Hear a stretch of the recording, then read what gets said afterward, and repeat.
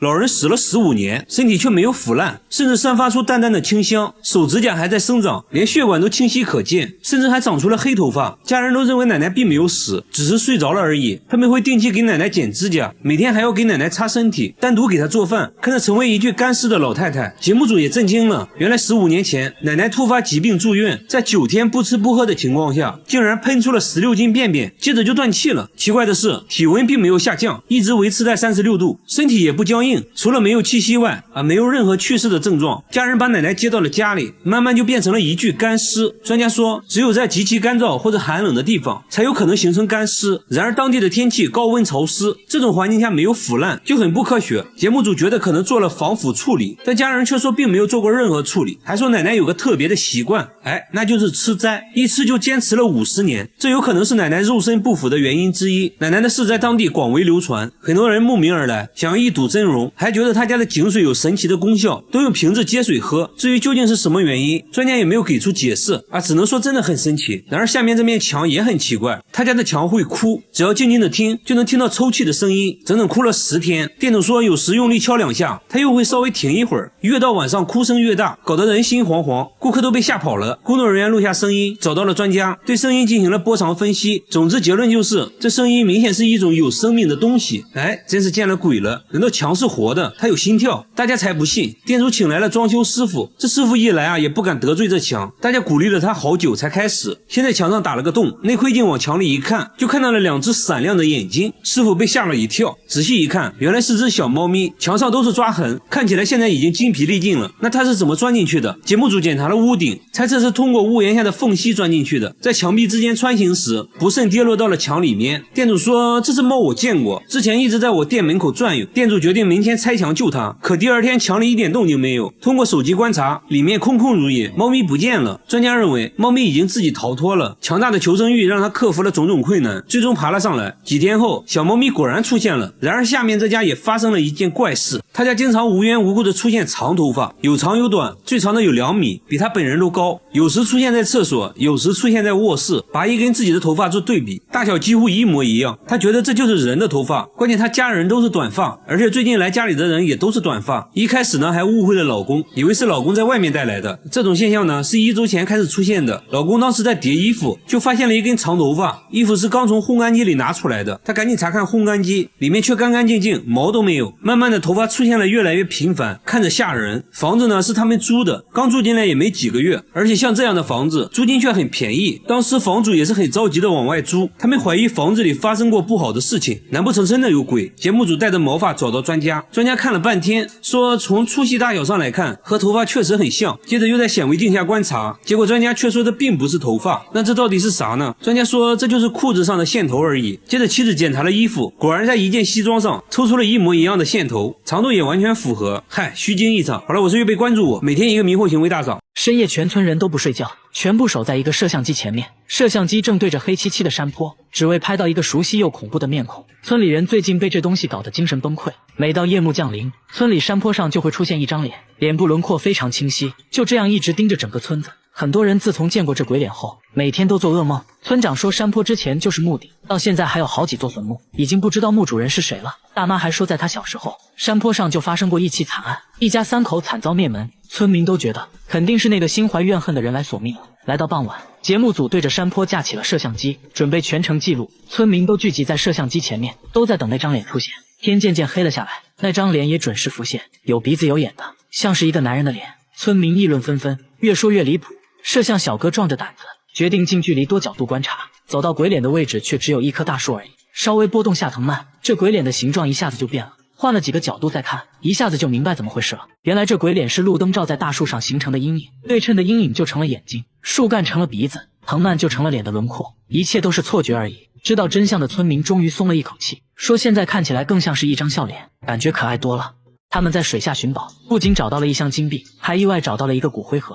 他当场吓尿，起因是听说这里有一艘沉船，传说还是一艘海盗船，想想就觉得刺激，于是决定去水下寻宝。刚下来就发现了一只鞋，看着还挺新，拿着比量了一下，大小也合适，他也不客气，直接穿了起来继续寻找。又找到几个酒瓶，保护环境人人有责，直接带走。慢慢的他们还真发现了一艘沉船，两人来了兴致，但找了好久还是只找到了一些酒瓶。这时他突然发现一块木头下面竟然露出了一只小孩的手，看着属实诡异。两人壮着胆子决定一探究竟。他小心翼翼往外拉，生怕把胳膊拽断。拉出来一看，原来是个美人鱼玩具，虚惊一场。这时连大鲤鱼都被吸引了过来，轻轻抚摸一下，手感真好。这不重要，还是要继续我们的寻宝计划。既然船外面找不到什么好东西，他们直接来到船内，果然在夹缝中发现了一个箱子。这箱子一看就有戏啊，电影中宝藏就是用的这种箱子。两人兴奋不已，刚把箱子拿出来，就掉落了2枚金币，箱子下面的金币更多，散落了一地。拿起1枚咬上一口，就留下了牙印，看起来是金币没错了。这不发了吗？不一会就捡到了上百枚。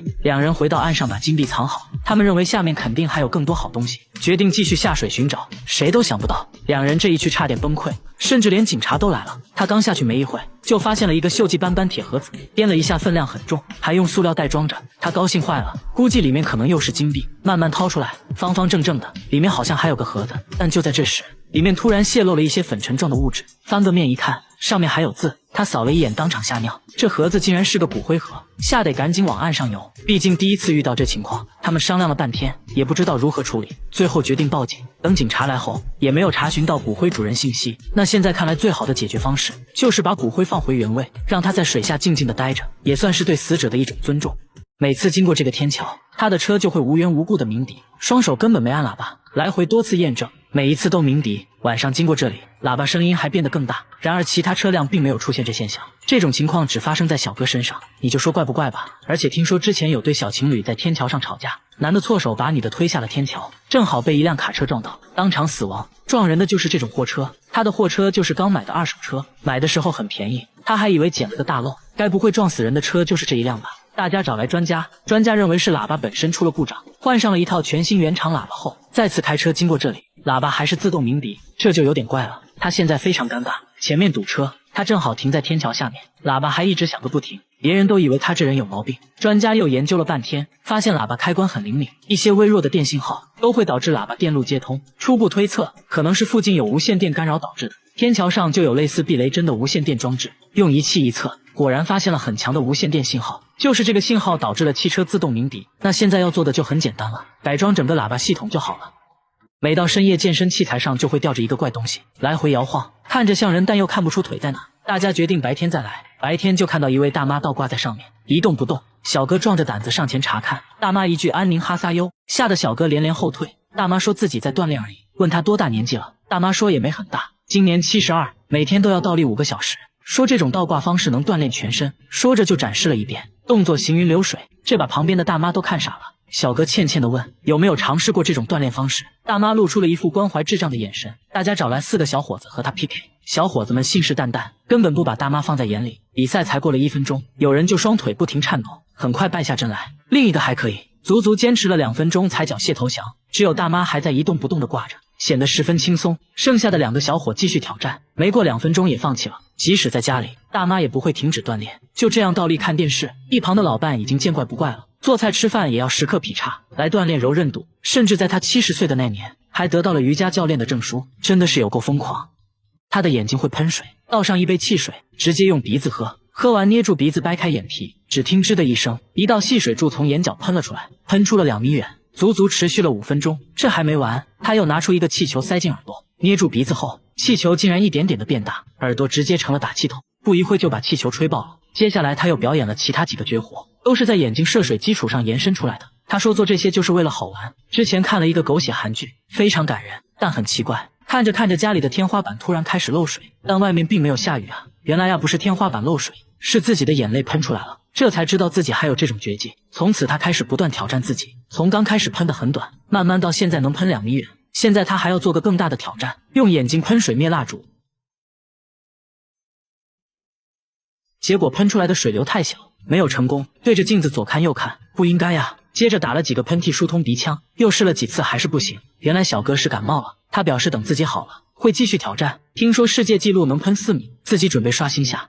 大妈38年没摘下过口罩，20多年的邻居都没见过她的脸，都说口罩下面的脸非常恐怖，看到就会做噩梦。只有她洗脸的时候才会临时摘掉一回，但从不照镜子，洗完脸就要赶紧戴上，到底是有多恐怖呢？大家想让大妈摘掉口罩也被拒绝了，即使和家人一起吃饭也不会摘口罩，自己独自一人在卧室吃，家人都20年没见过她的脸了，就连女儿拍结婚照她都没有参加，因为拍照要求摘口罩。不仅如此，大妈走路还必须用手撑着眼皮，说这样才能看清东西。但大妈年轻时并不是这样的，到底发生了什么呢？经过长时间的跟踪拍摄，大妈也慢慢打开了心扉。原来她18岁就结婚了，婚后生下了4个孩子，但第5个孩子很不幸，出生就夭折了，这对她打击很大。慢慢的，嘴巴变得不听使唤，舌头也变得僵硬起来，面部不受控制的扭曲，因为害怕吓到别人，从此就戴上了口罩。大妈鼓足勇气摘下口罩，可以看到她的牙齿都掉光了，牙龈都是外翻的。医生表示这情况就是心理原因导致的肌强直，失去孩子的痛苦让她悲伤过度，以至于严重影响到了身体健康。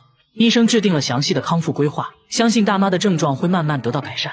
她每天买菜却从来不吃，一到家就拿出了电钻，开始给蔬菜钻孔，把胡萝卜内部掏空后，又拿出刻刀在表面打孔，每一步都非常小心，搞得像是在做外科手术一样，一点点调整孔洞大小。这到底是在干嘛呢？他也不解释，拿起做好的胡萝卜吹了起来。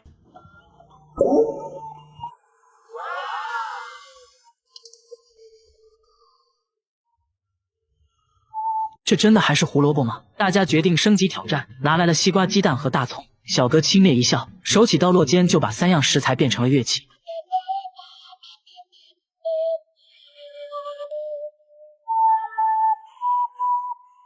不仅如此，什么山药、西葫芦、土豆、西兰花都能被他吹出花来。虽然做乐器难不倒他，但现在有个问题，就是乐器的保鲜时间太短了，一旦蔫了，音色就不纯正了，只能打成蔬菜汁喝掉。为此每天要不停买菜，买回来就要套上保鲜膜放冰箱，来保持蔬菜的新鲜度。现在他已经到了痴迷的程度，上班都要带着一袋新鲜洋葱，用一把美工刀就把洋葱变成了乐器，把同事看得赞叹不已。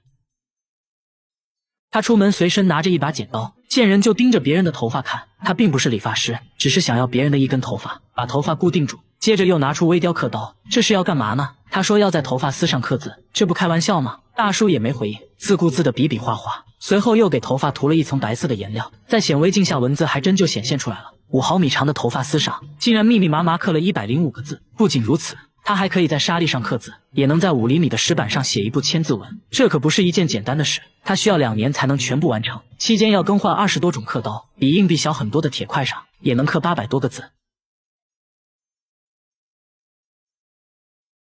大叔说在头发上刻字很考验人的耐心，刚开始就拿自己的头发练习，1年下来头发日渐稀疏，现在都是用别人的，和别人见面都是先看头发，黑长直是他的最爱。现在还开了头发展览，小朋友都看傻了。大叔目前只能在头发上写1行字，说希望以后可以在头发上画一幅清明上河图。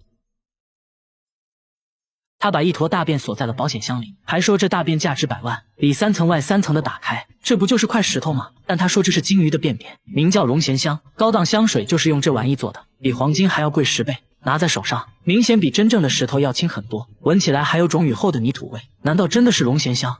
大便是在自家养鱼场发现的，他本来以为是块石头，随手扔水里竟然飘了上来，长这么大哪见过这情况？上网那么一查，和网上说的龙涎香非常像，这不一夜暴富了吗？朋友们都觉得这是真的，但村里老人表示，他们这地方根本就没出现过金鱼，哪来的金鱼大便啊？说再多都没用。接下来直接找专家，专家说龙涎香其实是金鱼体内的一种结石，非常稀有，可能100只金鱼里面都不一定有一个。接着对着大便一阵猛闻，还做了简单的测验，无论是颜色还是质地都非常符合，初步判断这可能就是龙涎香。接着对其取样化验，大叔满怀期待，离财富自由越来越近了。然而一番分析后，结果却显示这并不是龙涎香，只是一块在海上漂浮很久的塑料泡沫。大叔的宝贝瞬间一文不值，妻子安慰大叔，但大叔反手就撒了一波狗粮，你才是我的臭宝呀。家里没人留长发，卧室却常常出现超过1米的头发，最长的能达到2米多，比他本人都高。有时出现在厕所，有时出现在卧室，拔一跟自己的头发做对比，无论是颜色还是触感，都几乎一模一样。他认为这就是人的头发，关键家人都是短发，而且最近来做客的也都是短发。一开始还误会了老公，以为是老公在外面带来的。这种现象是1周前叠衣服时发现的，衣服是刚从烘干机里拿出来的，赶紧查看烘干机，里面却干干净净，毛都没有。可慢慢的头发出现的越来越频繁，看着吓人。房子是他们租的，刚住进来也没几个月，而且像这样的房子租金却很便宜。当时房主也是很着急的往外租，他们怀疑房子里发生过什么不好的事，难不成真有那东西？摄像小哥才不信，带着毛发找到专家，专家研究半天，说从厚度和质地来看，确实跟头发非常相似。接着又放在显微镜下这么一看，结果显而易见，这并不是头发，而是一种线头。应该就是衣服上的一些缝线。接着妻子检查了所有衣服，果然在一件西装上抽出了一模一样的线头，长度也完全吻合，又是虚惊一场。他每次吃饭都往没人吃的空碗里不停夹菜，还一直说着多吃点。记者看得一脸迷惑，男人说这是奶奶的位置，他正在屋里睡觉。来到卧室一看，奶奶竟然是一具干尸，但家人却坚持认为奶奶并没有死，只是睡着了而已。说13年前奶奶就咽气了，身体却没有腐烂，甚至散发出淡淡清香。虽然看起来好像一具干尸，但血管清晰可见，一颗痣上面的毛发还在长长，指甲也还在生长。他们甚至要定期给奶奶剪指甲，所以家人都觉得奶奶没有死，只是一觉睡了13年而已。在奶奶身上到底发生了什么呢？据孙子介绍，奶奶是13年前突发急性肺炎，在9天不吃不喝的情况下，不仅疯狂吐出黑色液体，还出现了异常排便的现象。有多异常呢？孙子形象的描述说，排泄物呈现喷涌状，呼呼的往外喷，喷出了16斤棕褐色的排泄物，接着就断气了。可奇怪的是，体温在24小时内没有下降，身体也不僵硬，除了没有气息外，没有任何死亡的症状。而且孙子清晰地记得奶奶临死前对他说的话：我要睡觉了，别打扰我。于是家人直接把奶奶接回了家，慢慢就变成了类似干尸的样态。专家说，只有在极干燥或者极寒的情况下，才有可能形成干尸。然而当地天气高温潮湿，在这种环境下没有腐烂，就很不科学。专家猜测可能是做了防腐处理，却被家人一口否定了，还说奶奶有个特别的习惯，那就是吃斋，一吃就坚持了50年，这有可能是奶奶肉身不腐的原因之一。而且当地村民都说奶奶为人善良，做了一辈子好事，这可能就是一种福报吧。奶奶的事在当地广为流传，很多人慕名而来，都想要一睹真容，还认为她家的井水是回魂汤，喝了它有神奇的力量，好像闭上眼就能看见天堂。至于究竟是什么原因，专家最后也没有给出解释。大爷每天买一瓶白醋，却从来不吃，出门都要随身携带，工作时也要随身带着白醋，没事就拿出来抹一抹，看电视也不能闲着。连妻子都不能理解大爷的奇葩操作，直接把妻子熏走。大妈来买香蕉，商贩却觉得他有病，只见他拿香蕉在裤子上蹭2下，直接带皮一起吃，这把商贩看得目瞪口呆，问他为啥要吃香蕉皮，他也不解释，觉得香蕉皮不过瘾，直接吃起了生板栗，看样子味道也不错，2口就能吃下一个。卖了这么多年水果，商贩哪见过这个，直接送给他了一些。回家后他就把带皮的水果挨个洗干净，猕猴桃带皮吃，这个我还能接受，橘子他也带皮吃，哈密瓜也是，但更夸张的是连鸡蛋都带壳吃，这我就接受不了了。闺蜜都很担心她，叫她来吃顿好的改善一下，没想到放着一桌子美食不吃，大妈却吃起了闺蜜吃剩的蟹壳，边吃还边嫌弃，说螃蟹还是生的好吃，吃的不过瘾。接着又把闺蜜吃剩的鱼骨头用苏子叶包起来，几口就吃了下去。不得不说大妈嘴是真硬，到目前为止带皮的东西没有什么是大妈不能吃的，那她到底为啥要吃皮呢？大妈舔了舔嘴唇说，真的很好吃哎，又有营养，这样吃了10多年了，身体也确实很健康，也没有什么消化道问题，但医生还是建议大妈少吃，不然很可能会损伤肠道，一定要吃的话最好中午吃。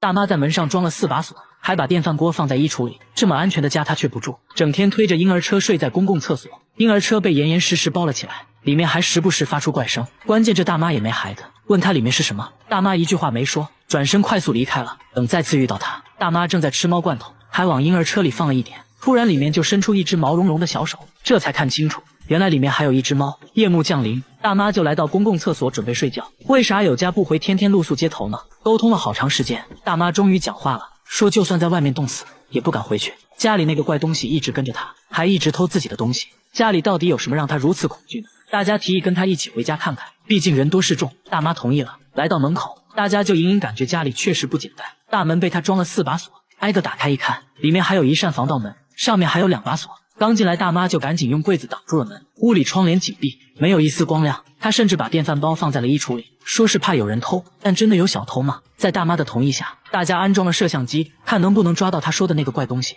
一夜过去了，没发现小偷，却发现了大妈的反常行为，整夜不睡觉，在屋里来回走动，还时不时跪在地上做着奇怪的动作。白天大家问她为啥不睡觉，她指了指天花板，说那个怪东西就躲在天花板上，整夜嘲笑她。听到这里，大家就知道怎么回事了，8成又是心理问题。在当地相关机构的帮助下，大家说服她接受治疗。一番交流下来，医生说大妈患有精神分裂症和妄想症，会时不时出现幻听，应该是由于父母过世对她打击过大导致的，只要治疗得当，还是能好起来的。最后大妈也意识到了自己的问题，说会好好配合治疗，几个月后再见到她，精神面貌已远超过去，成为了一个正常人。大叔天天擦玻璃，却怎么都擦不干净，也不是爱干净，是因为最近换了窗户后，玻璃上就凭空出现了一个奇怪纹路，纹路非常清晰，看着就像一个巨大的指纹。怎么擦都擦不掉。即使换了窗户，这指纹仍会重新出现。因为大叔的房子在深山里，难不成真的有什么不明生物偷偷留下的吗？装个监控看看吧。一夜过去了，怪物没出现，却出现了更怪的事，指纹凭空消失了。大叔却并不惊讶，说之前也发生过这种情况，只要是晴天，指纹就会消失，反之阴天指纹就会很明显。大叔说再等等吧。来到傍晚，这指纹果然准时出现。有人怀疑是傍晚室内外温差变大，从而在玻璃上出现的冷凝现象，但这东西根本擦不掉，而且只出现在这一块窗户上，所以不可能是冷凝现象。那现在怎么办呢？大家去找卖家咨询，卖家说了一些有的没的，一副不耐烦的表情，最后说可能是厂家用吸盘搬运玻璃中留下的痕迹。大家又来到玻璃厂家，果然就看到了这种搬运玻璃的专用吸盘，吸盘也确实会在玻璃上留下痕迹，但这种痕迹是能擦掉的，跟大叔家的根本不一样。就在大家一筹莫展之际，瑕疵品玻璃的存放方式引起了大家的注意，上面出现的纹路和家里指纹不能说是很像，只能说是一模一样。厂长解释说，刚生产出来的玻璃很热，需要在下面垫上一层厚厚的油纸，大家隐隐感觉这层油纸可能就是谜团的关键。带着油纸找到专家，专家分析半天，又说了一大堆我听不懂的。总之结论就是玻璃上的纹路还真是油纸印上去的。刚开始纹路还是能擦掉的，但一些瑕疵品玻璃在露天环境中存放时间一长，这纹路就会深深印在玻璃上，是很难擦掉的。工厂为了利益最大化，会把这种超大的瑕疵品玻璃做成小一点的窗户玻璃。恰巧大叔买的窗户玻璃就是用这种瑕疵品做的，于是就出现了这种怪现象。至于这纹路在晴天时消失，是由于温度升高导致的。知道了怎么回事，这下不用再换玻璃了。他给自家小香猪带上计步器，又装了个结实背带，准备给猪减肥。这只小香猪几个月就长到了180斤，两个男人都抱不起来，肚子都快碰到地板了，还长出了3下巴。本来是个迷你猪，结果现在一对比，主人变得很迷你。有次主人想要抱一下，就闪到了腰，实在没办法了，主人带他来到废品站，用这里的地磅来称重，整整180斤。这还是迷你小香猪吗？不是说好的长不大吗？想到当时卖家承诺的假一赔10，主人联系卖家售后，卖家表示可以赔10倍。首先把货退回来，我们重新给你发10只小猪仔。主人一想，不对啊，我这不就成养猪的了吗？毕竟养了这么长时间，都有感情了。主人决定给他减肥，带上计步器，一块行走的五花肉上线了。刚走了2步，他就躺下了。本以为他至少能走30分钟，结果他要休息30分钟。看来运动不适合，只能让他少吃点了，用食物引诱他运动。结果主人却累瘦了。最后主人想到了一个绝招，给他制作了一个结实背带，前面吊上一根他最爱的胡萝卜。你别说，效果不错，他走路积极多了。几天后再次上称，减肥效果十分显著，整整减掉了半斤，而且很可能是上称前那坨便便的重量。用仪器一测，他的体脂率超过了85%。医生擦了擦口水，说这种猪吃起来很香，而不是这猪是很难减肥成功的。但主人并没有放弃，表示会一直陪他减肥，希望他能变回迷你猪。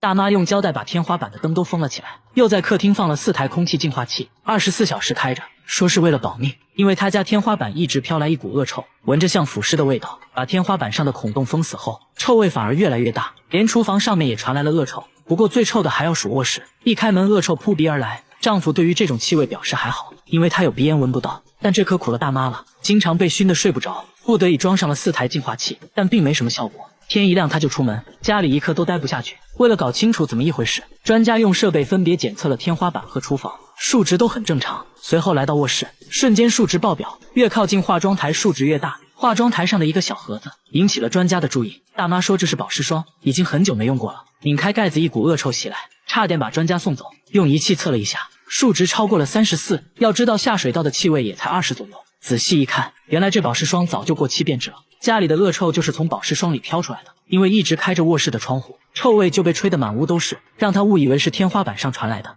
大妈只是在家种了一个盆栽，却引得植物专家纷纷上门参观。只因这盆栽实在不一般，一夜就能长高20厘米，10多天就长到了3米。大家架起摄像机对着植物顶端，一夜过去了，植物肉眼可见的疯狂生长。据大妈介绍，这盆栽大有来头。前段时间她做了个手术，出院后就遇到了一个怪和尚，什么都没说，就把这植物送给了她。说来也是奇怪，自从这植物来到家里，大妈身体也在一天天好转。大妈觉得这一切都是盆栽带来的，认为她肯定是被高僧加持过。从那时起，大妈每天精心照料，浇水都用山泉水。刚开始她只是冒了一个小尖尖，没想到10多天竟然疯长到了3米。她现在就想知道这东西到底是啥。专家看到这景象也觉得不可思议，因为当地环境不利于它生长，长成这么高非常罕见。说这是一种墨西哥植物，名叫龙舌兰，这根长长的就是它的花茎，最终可能会在顶端开花。据说每30年才会开一次，而且环境要非常适合。但韩国的冬天太冷了，可能无法等到开花的那一刻。最后专家还说了一个残酷真相：龙舌兰一生只开一次，那就是一旦开花，也就意味着它的生命到头了。大妈显得很伤感。专家说可以采集到种子进行播种繁殖。大妈又恢复了笑容。1个月后，令人意想不到的是，龙舌兰真就开花了。艳丽的黄色花朵看起来好像一把火炬，上面还泛着光，蜜蜂都被吸引来了。最终高度也达到了3.6米，全村男女老少齐聚一堂，都想来沾沾好运。据说龙舌兰开花就能实现愿望，众人纷纷点赞许愿。这道越南美食我保证你没吃过，食材必须提前1周预定。处理食材最关键的工具就是食指和刮胡刀。这道越南美食就是爆炒猪波伊，食材闻起来虽然有些大海的味道，但做好后味道很棒。不信你看大妈吃的一脸享受。清洗至少就需要1小时，去腥3件套稿里头，再切上几个小柠檬，就这么使劲揉搓，接着把食指插到里面反复搓洗，必须把残留的白浆都清理干净。老表的手法也是相当娴熟，平时肯定没少练习。其实我感觉切开洗的会比较彻底，至于老表为啥这样洗，可能就是单纯的喜欢这个手感吧。挨个捅了几分钟，看起来确实白净了不少。接下来就要用刮胡刀把毛刮干净，否则吃到一嘴毛还是挺影响兴致的。就这样完成了食材的初步处理。接下来起锅烧水，放上几根小芹菜去腥。焯过水的猪波伊看起来饱满了很多，捞出来过遍冰水，顺便再清洗一下，这样做出来更脆爽。接着切成厚厚的薄片，挤上辣椒酱，用手抓匀，简单腌制一下。接下来起锅烧油，葱姜蒜爆香，倒入猪波伊翻炒，期间加上几片杨桃，大火翻炒。临出锅再撒上灵魂香葱，这么一道越南美食就做好了。有一说一，看着还不错，当地讲究以形补形。接着让大妈尝了尝，大妈挠了挠屁股，意犹未尽的表示还不错，建议艾特你那爱吹牛波伊的朋友也来试试。母亲在荒漠搭建帐篷，用来圈养11岁的女儿，每天强制喂食30碗米饭，如果反抗就会被母亲绑起来，甚至还在食物里添加不明液体，说是对女孩好。记者看到都大吃一惊，之所以这么做，都是因为当地有个奇葩习俗，以胖为美。这里大部分地区都很穷，女孩基本在15岁之前就结婚了，女儿尽快出嫁，意味着少一张嘴来养活，而且只有胖女孩才能嫁出去。虽然这个女孩才11岁，连她都觉得自己就应该快速长胖，赶紧嫁出去，这才是对家庭做贡献。母亲会专门搭建一个帐篷圈养女孩，他们的口号是管住腿张开嘴，目的就是长膘。她现在体重78斤，喂养结束后要达到160斤才算合格。整个过程一般需要持续好几个月，每天早上要先喝1盆加糖的骆驼奶，再吃掺了黄油的玉米糊。女孩需要2个小时内把所有的食物吃掉，大约摄入3000卡路里，相当于10碗米饭的热量。这仅仅只是早餐。记者翻开杂志，让女孩们了解其他国家美的标准。女孩看到苗条的模特都觉得不好看，说女人应该有肚子才好看，她们都坚持认为男人喜欢胖的。记者找到当地男人求证，男人说妻子越胖，在自己心中的地位越高。接着男人还对记者的身材评论了一番，说记者只是徒有虚表，身材不太行。很快到了午餐时间，这顿饭他们需要再摄入4000卡路里，再加上晚餐，他们就要吃够9000卡路里，这相当于30碗米饭的热量。记者决定亲自体验一下，和女孩吃一样的早餐，结果吃了1/3就吃不下了，只能出去散步消食。在采访过程中，记者还发现了更夸张的事，在另一个增肥营里面，被喂养的女孩大多都在10岁以下，在这里用牛奶和燕麦喂养，目的是撑大女孩的胃，为之后的喂养做准备。女孩在监视下必须要吃完，有的女孩边吃边吐，母亲却并不在意，甚至会在食物里添加增肥的药物，吃了让人昏昏欲睡。记者看了下药品说明，大吃一惊，这分明就是违禁品，根本就不靠谱，但市场上却随处可见。据了解，这种药确实有增重效果，副作用同样严重，吃死人的例子也不在少数。即使这样，也不能阻止女孩继续服用。在以胖为美的毛里塔尼亚，为了满足这种病态的审美，女孩没有选择的权利属实悲哀。大白天，他用一整块黑布把灯遮了起来，接着在地上撒了一大把红豆，让它分散到每个角落。之所以这么做，只因这天花板有点怪，狗狗不分昼夜地盯着天花板狂叫，叫声充满了恐惧。就算拿它最爱的食物，也不能转移注意力，吃2口就要死死盯着天花板。这诡异现象是从1个月前开始的，当时爷爷去世了，他们参加完葬礼就搬到了这里。狗狗一到新家就表现得很反常，不分昼夜地对着天花板叫。有人说是爷爷跟到了家里，但主人根本不相信这些，他怀疑天花板上有什么小动物之类的，于是把热成像探头伸到天花板上一探究竟，结果并没有发现任何小动物，然后又怀疑是灯光导致的，接着用黑布把灯完全遮住。狗狗突然就不叫了，看来问题找到了。可还没过2分钟，狗狗再次叫了起来，实在没办法了，主人决定去楼上邻居家看看。敲了半天都没人开门，去物业一问，物业的回答让人大吃一惊，楼上根本就没有住人，这就有点诡异了。而且监控显示，狗狗晚上叫得更厉害，身体还不停颤抖，连主人都开始怀疑是不是真的有什么脏东西。他们是真的害怕了，于是找来了动物专家。专家观察片刻，却笑了起来。专家说，狗的听觉十分灵敏，可以听到人类听不到的声音，说天花板上一定有细微的噪音。接着拿仪器一测，果然有声音，31分贝相当于轻声说话的音量。这种声音人类是听不到的，但狗就可以听得很清楚。把声音放大后才听清，原来是公寓管道流水的声音。之所以狗狗反应这么激烈，是因为刚搬家，再加上狗狗对环境变化很敏感，才导致它不停地叫，并没有什么鬼魂。主人终于松了一口气，解决方法也很简单，录下这个声音，然后调高音量，反复放给狗狗听，期间再给它一些奖励，慢慢矫正认知，让它爱上这个声音。果然经过多次脱敏训练，狗狗不再乱叫，很快就睡着了。它是真的累了。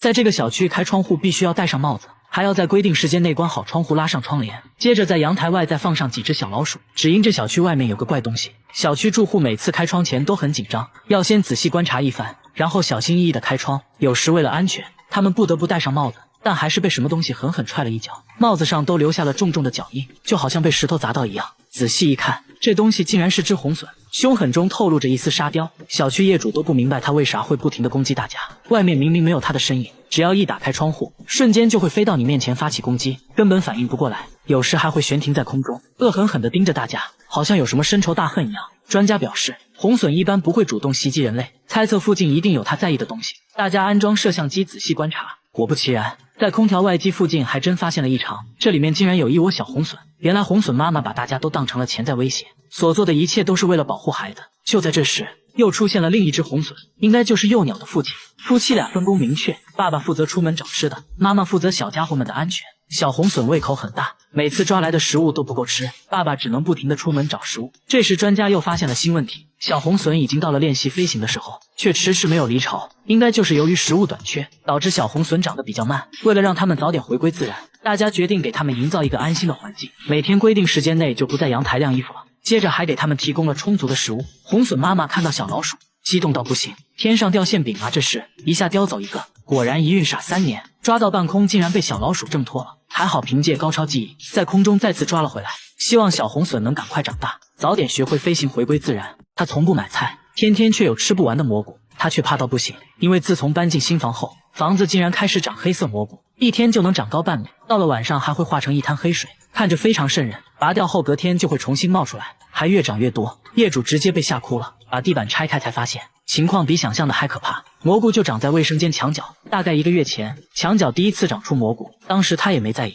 直接拔掉了。但没过几天，这种长相古怪的蘑菇再次冒了出来，而且越来越多，直到最近这次，一下子竟然长出了7、8朵，甚至其他地方也开始长。卫生间吊顶上尤其严重，蘑菇白天是白色的，一旦到了晚上就变黑，还流出黑色液体，看着实在诡异。他找来物业处理，把地板拆开后发现，下面不仅异常潮湿，而且黑黢黢的一片。研究了半天也没找到具体原因，但可以确定的是，卫生间防水没做好，有明显的渗水现象。接连4次长出蘑菇，还一次比一次多，自己住着实在不舒坦。王女士找到开发商要求退房，开发商却一口咬定是王女士自己的问题，死活就是不给退。实在没办法了，他找来了节目组。现在当务之急是先确定这蘑菇有没有毒。于是记者找到了菌类专家，才知道原来这种蘑菇叫做墨汁鬼伞。专家表示，虽然名字听起来有些惊悚，但蘑菇是可以吃，不过要在幼嫩的时候才可以，但最好不要喝酒，否则会出现中毒现象。不过专家强调，只要是野生类的蘑菇，他都不建议食用。至于他家为何会接连长蘑菇，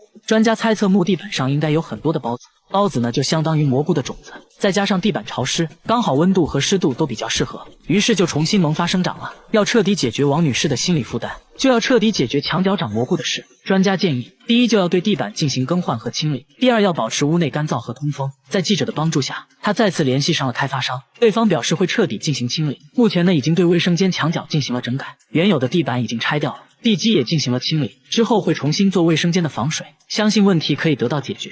村头的坟墓凭空出现了一个洞，看痕迹应该是刚挖的。晚上还看到个黑影一直在周围晃，这诡异现象令村民倍感不安。隔天坟头上又出现了一只狗，一直在附近徘徊，有人靠近就会大叫，就这样不分昼夜的趴在坟墓上。这狗并不是村里的，为啥会一直守着坟墓呢？村民觉得可能是这墓主人投胎成了狗。节目组让大家不要迷信，想要找到原因，看来得从坟墓下手了。但这都是老坟了，在村里问了一圈，根本不知道墓主人是谁。但很快一位前来扫墓的大妈告诉了大家一个关键信息，说前段时间来扫墓见过这狗，狗狗是有主人的。接着大家还在附近发现了狗链子，而且每当车经过这里，狗狗都会警觉地注视着每一辆车。大家猜测狗狗应该就是被遗弃在了这里，它一直在等主人来接。大家决定帮它找到主人，各种途径都试过了，甚至连派出所都去了，也没有找到。坟墓下的洞也是他挖的，平时就住在里面，大家都很担心他的健康情况。兽医观察到他鼻子很湿润，看起来还是很健康的。现在当务之急就是给他提供食物和一个狗窝。他远远地待在一边，谨慎地看着村民做的一切，但很快就接受了村民的爱，看起来也是饿了好久了。大妈表示在没找到主人之前，自己会好好照顾他的。大叔染上怪癖，每天包里装着一瓶醋和一把铁锤，一到晚上就偷偷行动。零下10度的天气，他却赤裸着上身，从包里掏出铁锤，大喊一声，直接朝肚子上重重砸去。就这么一直敲了几分钟，直到肚子变红才停下。大叔还觉得不过瘾，还让小哥拿铁锤敲一敲，这可是货真价实的铁锤啊！问他为啥要伤害自己，大叔却轻蔑一笑，接着从包里掏出了一瓶醋，倒上满满一杯，一饮而尽。真的是奇怪。跟他来到家里，他从冰箱拿出2个冰冻的苹果招待大家，把苹果放地上，徒手就给劈开了，说这样比较好吃。虽然大叔看着一身的暴力，但其实是个钢琴老师，满手老茧却弹了一手好琴，看着完全就是2个人。为什么会有这么奇葩的组合呢？这时大叔说出了自己的故事，他从小患有小儿麻痹，即使做过2次手术也没能恢复，从小被朋友孤立，这让他很自卑。直到有一次在小伙伴面前单手劈断了一个木棍，小伙伴都惊呆了，这让他找回了自信，于是就开始刻意训练自己的力量，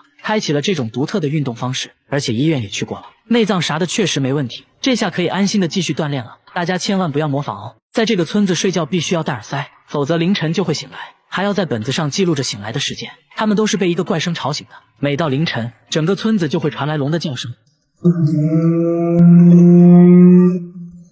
这声音就好像要地震了一样，从凌晨一直持续到黎明，不戴耳塞根本无法睡觉。很多人受不了都搬走了。村长把录到的声音放给大家听，摄像小哥也吓了一跳，但奇怪的是怎么都找不到声音来源。大家在村里走访，听到一个可疑的声音，走近一看，原来是台微型缝纫机，但音量非常小，根本不可能，而且附近也没有任何施工现场。一时间关于这声音的说法越来越多，越说越离谱。有人就说肯定是之前开山采石惊动了龙脉，为了让村民安心，大家决定今晚一定要找出罪魁祸首，在村里多个角落安装了声纳设备。来到凌晨，这怪声准时响起，检测到的声音都指向了一个小巷子。走近一看，这巷子里就只有一个锅炉，难道这龙叫声就是他发出来的？把声纳设备对着锅炉，果然是他没错了。大家都觉得很奇怪，锅炉为啥会发出这种声音？售后人员排查了半天，终于找到了问题所在，原来是里面一个电磁阀损坏了，滑动时就产生了这种不寻常的声音。维修好了锅炉，果然这天夜里怪声就消失了，村民终于可以丢掉耳塞睡个好觉了。大妈为了保命，每天往墙上涂抹密封胶，家里还装满了监控，时刻盯着，而且有床不睡，偏偏住在了厕所里，吃喝拉撒全在里面。掀开垫子，下面全是尿，他却说味道清新自然。厕所门时刻紧闭着，好像在躲避着什么。他说只要离开厕所就会头晕目眩，全身酸痛，不得不离开的话就要全程戴口罩，还要不停喷着空气清新剂。问他为什么这样做，他说家里会泄露毒气，都是从这些墙壁缝隙里散发出来的，闻到就会眩晕。因为之前和邻居吵过架，大妈认为是邻居故意往他家泄露毒气，以此来报复他。他甚至在家里各个角落都安装了监控，为了防止毒气扩散，他封死了家中的各种缝隙，整个房子几乎都覆盖了厚厚的密封胶。由于厕所的气味最小，于是成了他的庇护所。虽然大妈说的好像真有这么一回事，可奇怪的是大家并没有闻到什么异味，于是决定偷偷拜访下邻居，并没有发现什么特别之处。然而大妈并不相信记者说的，表示毒气带来的疼痛是真实存在的，自己经常被熏得睡不着。为了缓解她的焦虑，大家请来专家对房子里里外外检测一番，然而检测后并没有发现任何有害气体。大家希望她从厕所搬出来，大妈却突然暴躁起来，把大家都赶走了，说她不相信仪器，自己的鼻子是最灵的。隔天她反常的出门去了医院，见到了一个躺在病床上的男人，一见面男人就哭了，原来这是她丈夫，10年前得了中风，就一直住在医院里。大叔知道大妈一直睡在厕所里，也知道大妈精神出了问题，一想到这些就止不住的哭。他只想大妈能安稳的睡觉。心理医生表示，丈夫住院后，她不得不独自生活，产生了严重的焦虑和孤独感，可能慢慢就产生了幻觉。医生建议给大妈多一点陪伴，慢慢就会好起来的。节目组也不含糊，决定帮人帮到底，给大妈更多关爱，陪大妈聊天，还一起在厕所吃饭。几天过去了，大妈突然从厕所出来开始做饭，给大家做了一桌好吃的，说现在已经闻不到什么毒气了。看起来大妈终于走出来了。这对情侣为了减肥，每天吃过7发霉的食物，对他们吃的泡面和马桶分别采样检测，结果泡面比马桶还脏，细菌含量是马桶的几10倍，他们却毫不在意。放了半个月的米饭已经发霉变质成了一坨，这个时候吃味道刚刚好，加点发酸的灵魂配菜，那小味一下就上来了。再来上几勺发霉的番茄酱，增加口感。臭豆腐汁也得来点，最后加上过期的酸奶，使劲搅拌均匀，一份元素周期拌饭就做好了。那味道简直比下水道还夸张，两人却吃得津津有味，边吃还边笑，说味道还差点。这还没完，饭后水果更夸张，外皮发黑腐烂的香蕉成了首选，表皮已经渗出了粘稠汁液，对他们来说这种成熟度刚刚好，说吃起来像巧克力。吃完香蕉还不过瘾，接着拿出了发霉的橘子，说女朋友最爱吃发霉的部分，说着就开始撒狗粮。节目组看不下去了，给他们准备了一桌正常人吃的饭菜，他们只是闻了一下就连连摇头。他们说吃变质的食物主要是为了减肥，因为这样更容易催吐。他就是用这种方法从200斤减到现在的128斤，女朋友也是从140斤减到了90斤，听起来简直匪夷所思。大家带他们来医院，通过内窥镜检查后发现，他们都患有严重的胃溃疡，如果继续吃的话，很可能会发生癌变，所以用这种方式减肥是不可取的，大家千万不要模仿哦。